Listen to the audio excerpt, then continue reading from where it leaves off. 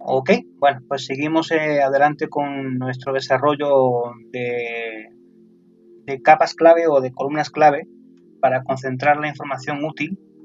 Ya hemos visto la información útil concentrada de las capas de geología y edafología y ahora vamos a centrarnos justamente en la información útil de las claves dentro de la cobertura temática de uso de suelo.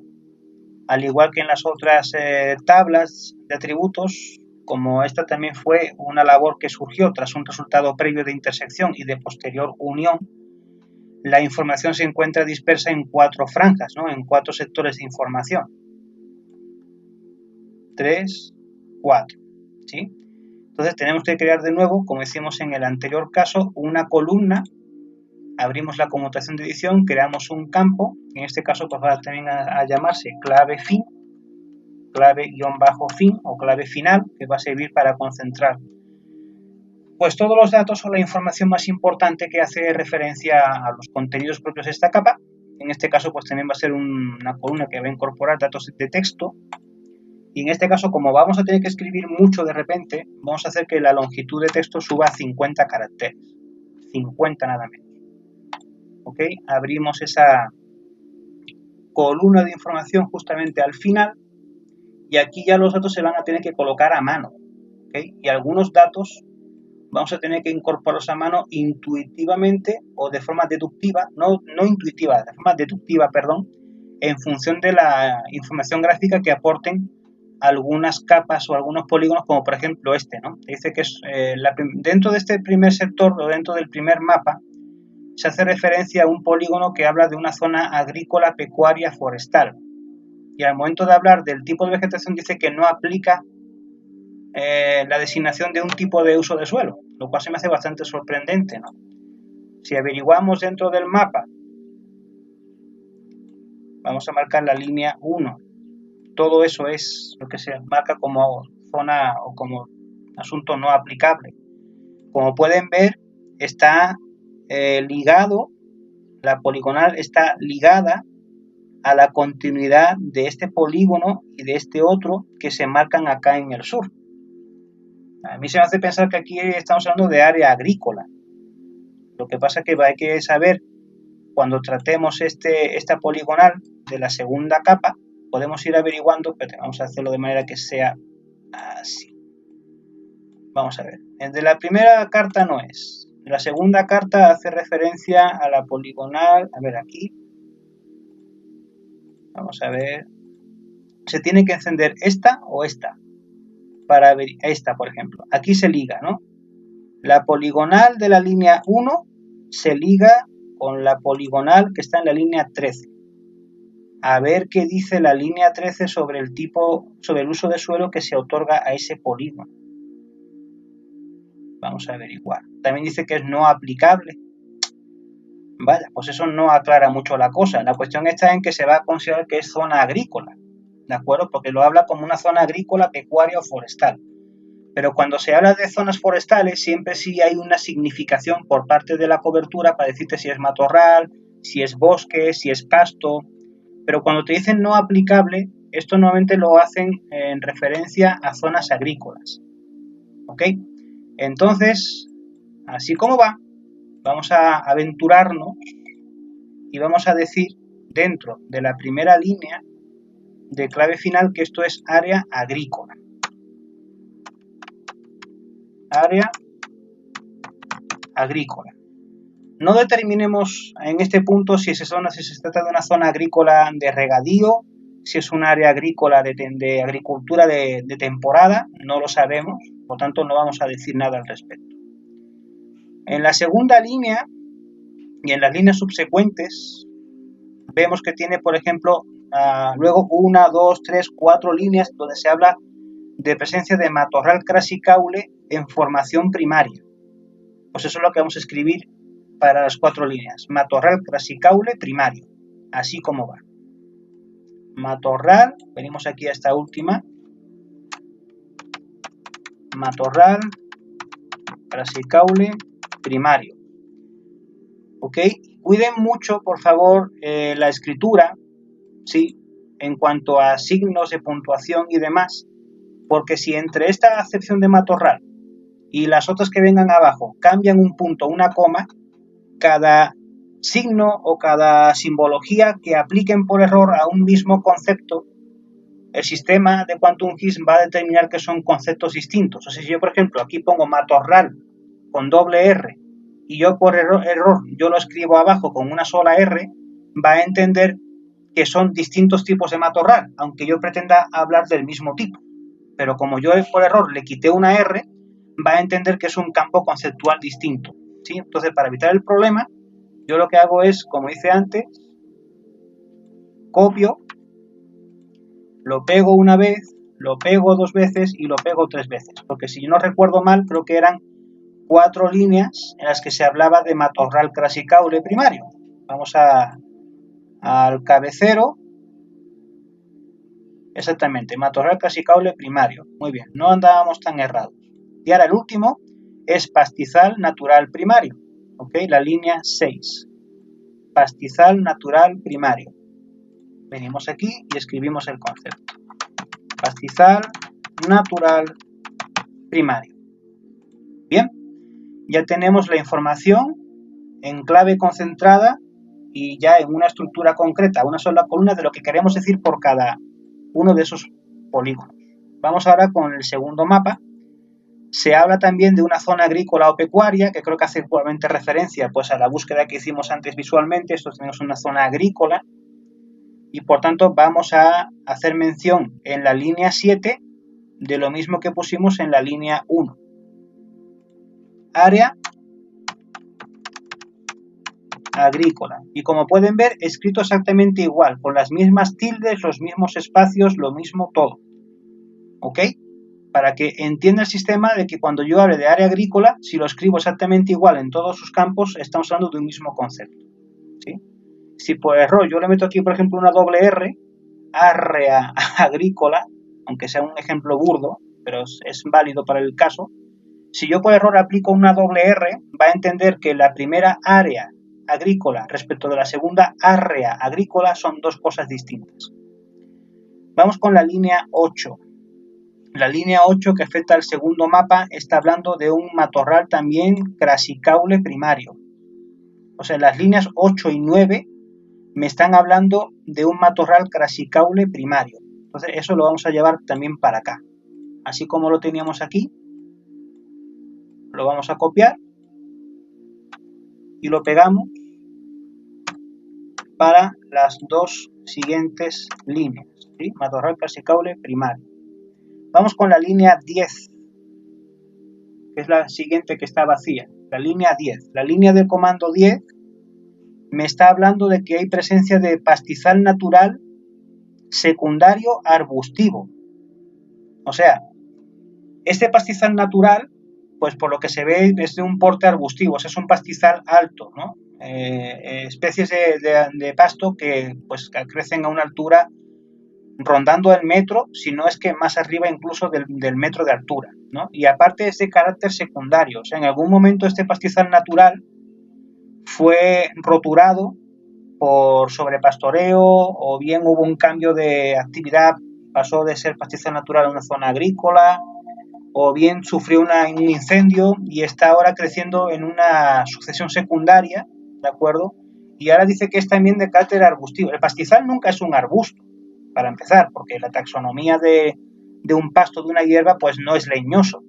Sin embargo, ya te está diciendo de que hay una formación secundaria arbustiva dentro del pasto natural. O sea, que ya después de un incendio, posiblemente hubiese ahí un incendio en el pasto, tras el incendio se está regenerando el pasto natural, o sea, se está rebrotando, pero está empezando a convivir con especies arbustivas que se están introduciendo al momento de que esos arbustos encontraron poca competencia para sobrevivir, están empezando ahora a convivir con el pasto que siempre hubo, ¿no? O sea, está apareciendo un estrato nuevo, ¿no? O diferente al que hubo en un principio, ¿no? En un origen. Entonces esto lo vamos a llamar pastizal natural secundario arbustivo, así como va, ¿sí? Pastizal natural secundario arbustivo. Pastizal natural secundario arbustivo. ¿sí? Comprobamos que esté bien escrito, que no haya broncas con la ortografía ni con el léxico. Perfecto, ok. Vamos con la línea 11. La línea 11 creo que ya salta al tercer mapa, y aquí nos pone más cerquita, y habla también, habla AH. Cuando encontramos AH, en este caso, por ejemplo, que dice que es una zona complementaria, cuando hablamos de AH, esto hace referencia al asentamiento humano, o sea, a la zona urbana del ejido, al casco urbano, asentamiento humano, AH. Entonces ya directamente las dos siguientes líneas van a hablar de eso. Asentamiento humano. Bien, copiamos el concepto, lo pegamos en la línea de abajo, bien, y ahora pasamos al comando, a la línea número 13.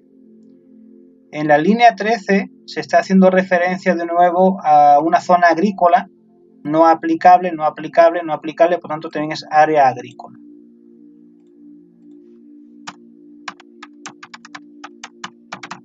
Área agrícola. Bien, vamos a la línea 14. En la línea 14 estamos encontrando también de nuevo matorral crasicaule primario. Es en la 14, 15 y 16, matorral crasicaule primario. O sea, este concepto de acá. Lo copiamos y lo pegamos una vez, dos veces, tres veces. Vamos a la línea 17. En la línea 17 se está hablando de pastizal natural primario. Bien, pastizal natural primario. Vamos acá.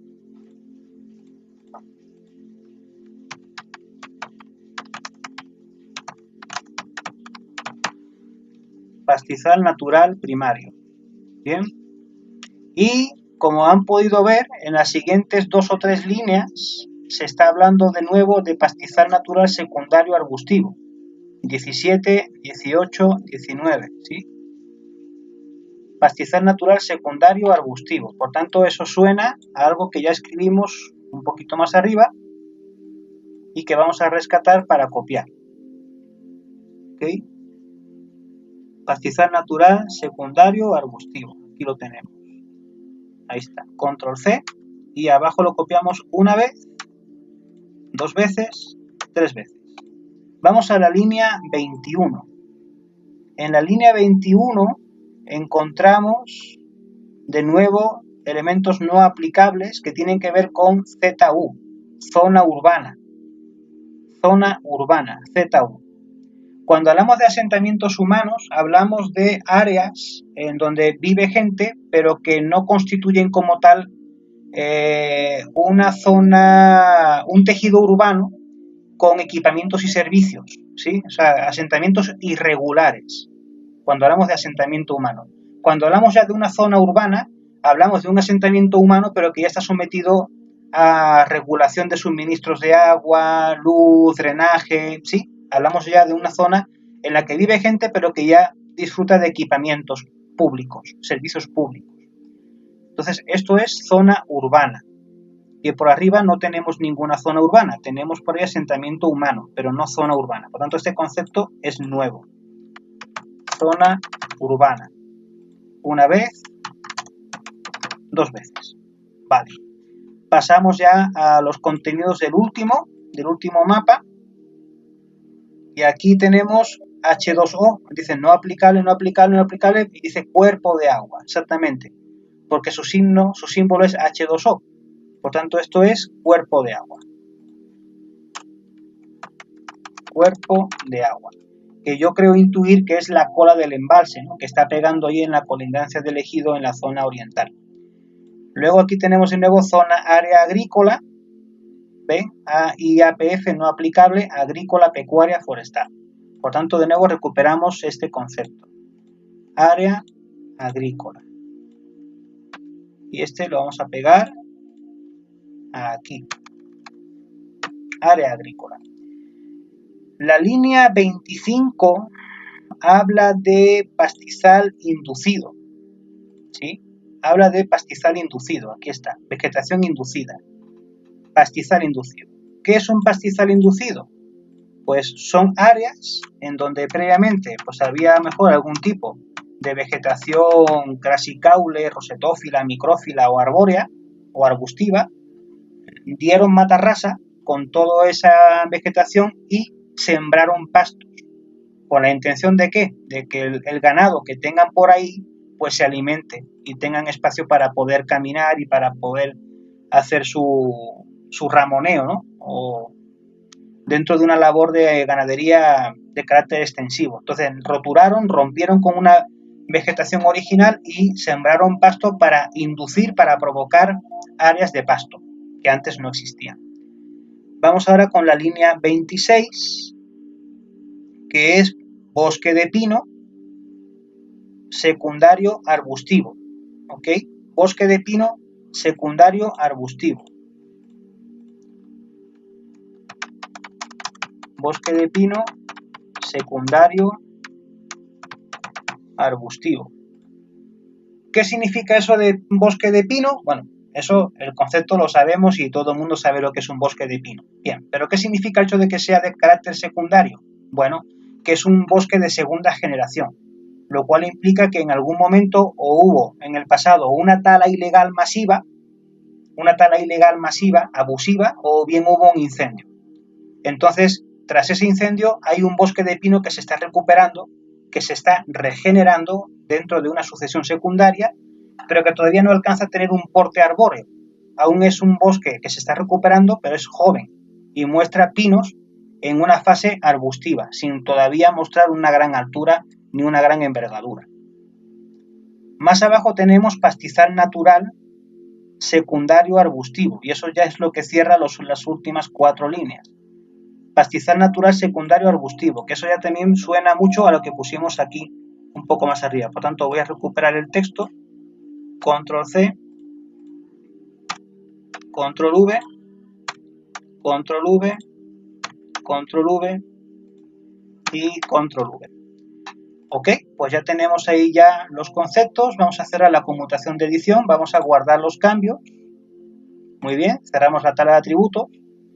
Y ahora nos dirigimos justamente a las propiedades para llevar a cabo primero la supresión de las líneas de borde negro, que no le permiten tener una estética muy atractiva, y luego vamos a categorizar los distintos tipos de uso de suelo en función de los datos que incorpora la última columna que hemos creado, que es la clave fin.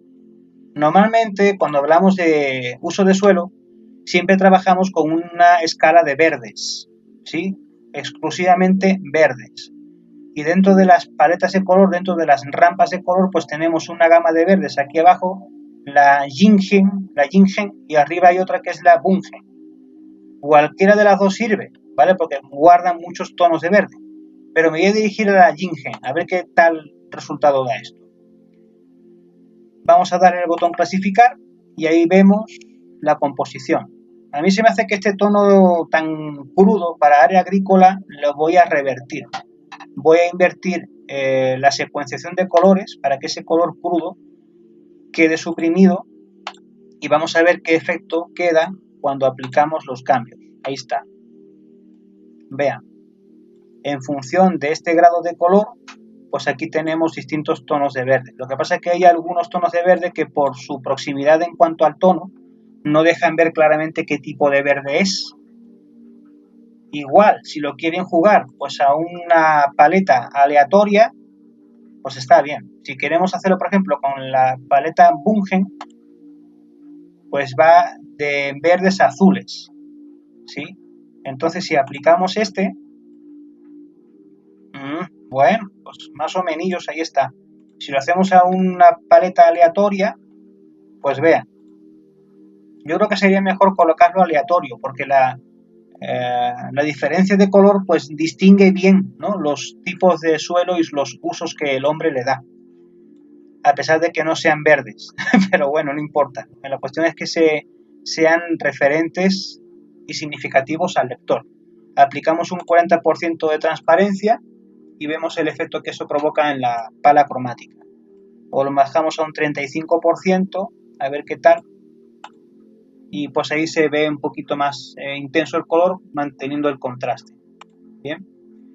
Ok, pues este es el modo en cómo se trabajan las palas de color y cómo trabajamos la unión de conceptos para generar los criterios básicos con los cuales luego hacemos la labor de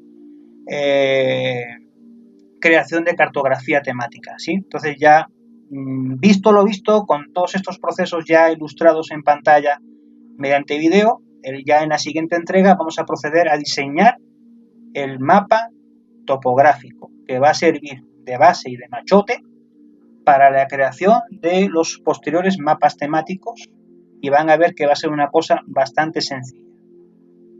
Chao chicos, hasta la vista.